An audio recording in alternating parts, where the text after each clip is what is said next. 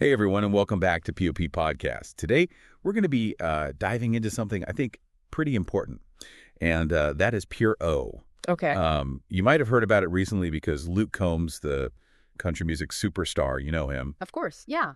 opened up about his struggles with it. So kind of a big deal. Yeah. It's been really interesting to see how much this has kind of resonated and the conversations that have come out of, him sharing his story. Purely obsessional OCD is often really misunderstood.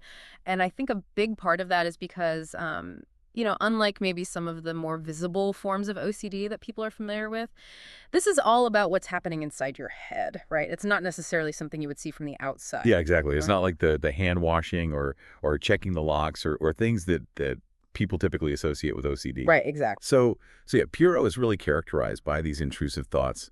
And, I think most people have experienced those at some point, but with Pure O, it's like they're just constant and really disturbing. Yeah, they can be incredibly disturbing. And Combs actually described it really well in an interview he did recently with 60 Minutes Australia. He talked about this cycle of intrusive thoughts that trigger stress, which then, kind of fuels more intrusive thoughts. So it's like this runaway train of anxiety that you can't seem to get off of. And it's kind of wild to think that someone like Luke Combs, who's so successful and seems so confident, deals with this. It just goes to show, I think, that, mental health challenges can really impact anyone. Absolutely. And that's, I think one of the things that is so powerful about him speaking out about this is that it really helps to break down the stigma around mental health, right? Yeah. Showing that it's not a weakness, but something that many people face regardless of, their outward success or how they appear to be doing. For sure. And he actually used the word wicked to describe Pure O. And he also talked about how some of his intrusive thoughts are like violent in nature. I mean, that must add a whole other level of distress, to the experience. It definitely does, and it's really important to remember that these intrusive thoughts don't reflect the person's true desires or intentions. Right. They're often the complete opposite of what the individual actually values. It's that thought-action fusion or whatever. Yeah. It's got to be terrifying. It is, and but I think part of separating those intrusive thoughts from your actual values and intentions is a really big part of being able to manage and work through Pure O. Yeah, absolutely. So how does someone like Luke Combs, who's, in the spotlight all the time, how does he cope with something like as intense as this? Well, he shared that he's learned to kind of accept the thoughts and let them pass without engaging in compulsions. And it's not about suppressing them or trying to, push them away. It's more about acknowledging them without letting them control you. And, that really aligns with what a lot of therapists, recommend for managing Pure O. That makes sense. It's like that old saying, what you resist persists. Yay. Like fighting those thoughts probably just makes them stronger. Exactly. If you're digging this deep dive into Pure O, don't forget to hit that like button and subscribe to POP Podcast for more insightful episodes. Oh, yeah, for sure, guys. Subscribe to the channel. Acceptance is a key concept in treating Pure O. It's not easy, but learning to just sort of sit with those distressing thoughts without judgment can be incredibly powerful. That makes sense. Combs talked about how these Pure O flare-ups, as he calls them, can be all-consuming. Oh, yeah. Like, it's not just like you have a bad thought and it goes away. Yeah. Like, they can take over your thoughts for weeks. It can make it hard to focus on anything else. Right. He even mentioned how it, impacted his relationship with his wife. And it's pretty intense to think about.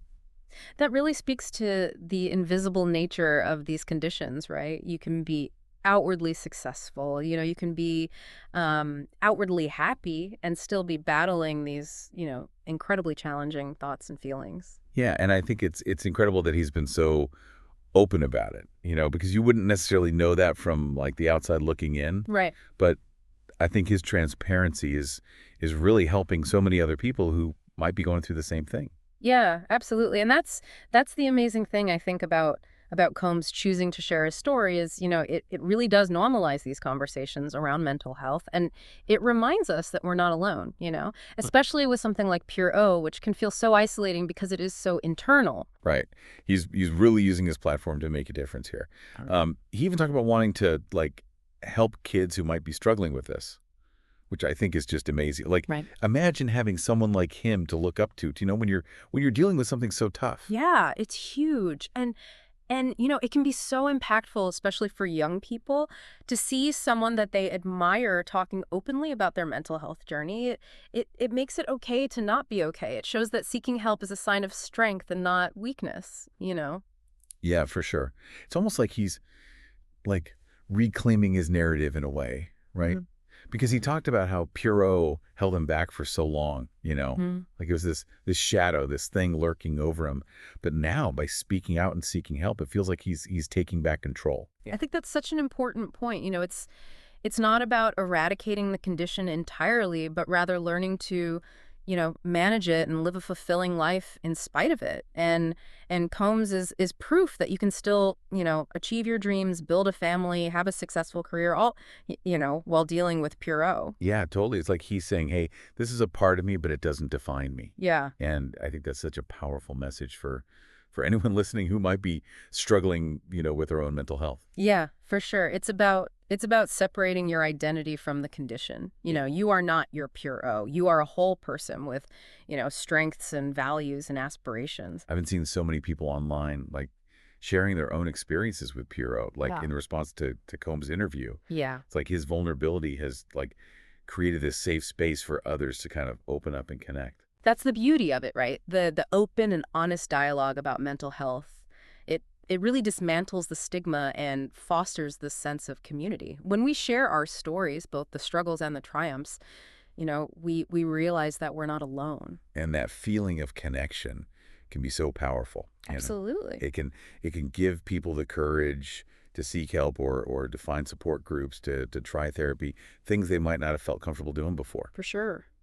Speaking of connection, if you guys are finding this conversation helpful, make sure to hit that subscribe button and like this episode of POP Podcast. Yes. We're diving deep into all sorts of fascinating topics from mental health to pop culture to everything in between. We love exploring these important issues with you guys and really appreciate your support in helping us reach a wider audience.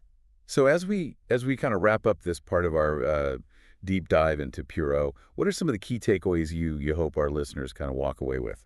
Well, I think, the biggest takeaway is that mental health challenges are just more common than we often realize, right? And they can affect anyone, even those who seem to have it all from the outside. And it's a reminder to be kind to ourselves and to others because you never really know what battle someone might be facing internally. So true. And we tend to judge people based on their outward appearances, but there's always so much more beneath the surface. Absolutely. So let's all try to be a little more compassionate and understanding, you Yeah. know? Let's create a space where people feel safe to share their struggles without, fear of judgment and let's remember that, seeking help is not a weakness, but a sign of courage and self-awareness. It's about creating a culture where it's okay to not be okay. Right. Where asking for help is seen as a positive step. Mm. And I think Luke Combs's openness is a huge step in that direction. It's inspiring to see how he's turning his personal struggle into like a force for good. Mhm. Absolutely. And let's not forget that there are resources available for anyone struggling with Puro or any other form of OCD. Right. There are therapists, there are support groups, there are online communities that are dedicated to helping people find support and develop coping mechanisms. Yeah. You don't have to go through this alone. That's so important. Your mental health matters, and there's hope. Absolutely. We'll be right back after a quick word from our sponsors. Stay tuned for the final part of our deep dive into Pure O, where we'll explore the power of finding your voice and advocating for your mental well-being. Welcome back to POP Podcast. It's been a pretty intense deep dive so far, but it's been really insightful to explore Pure O through Luke Combs' experience. Mm. And what I find so inspiring is how he's like turning this personal struggle into something so positive. Yeah. I mean, it's a really powerful example of how our challenges can become catalysts for growth and connection, right? And by sharing his vulnerability, he's not only, destigmatizing mental health, but he's empowering others to seek help and find hope. It's like he's saying, if I can do it, you can too. For sure. It makes you think about how, like, we can all cultivate that same sense of empathy and support in our own lives. Like, how can we be better allies to those struggling with these kind of invisible mental health challenges like Pure O? Yeah, that's a great question. I think It starts with education and awareness, right? Like the more we understand about conditions like pure O, the better equipped we are to recognize the signs, offer support, and challenge the misconceptions that often surround mental health. Totally. We need to move away from judging people based on what we see on the surface and instead like foster a culture of compassion and acceptance, you know? Absolutely. Let's create spaces where people feel safe to talk about their mental health without fear of judgment or shame. Let's be active listeners, validate their experiences, and encourage them to seek professional help when needed. Sometimes just knowing that someone cares and is there to listen can make a world of difference. And, even small acts of kindness and understanding can have a huge impact, right? Oh, yeah. Like checking in on a friend, offering a listening ear, or just letting someone know you're there for them. Like those things can be so powerful. Absolutely. It's about fostering that sense of community and connection, and letting people know they're not alone in their struggles. And if you're struggling, please reach out for help. There are resources available, and you deserve support. Such an important message. You're not alone, your mental health matters, and there is hope.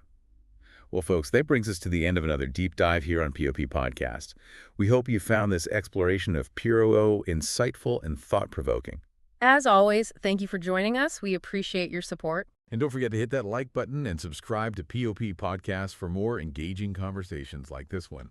We've got some incredible deep dives lined up for you, so stay tuned. Until next time, take care of yourselves and each other.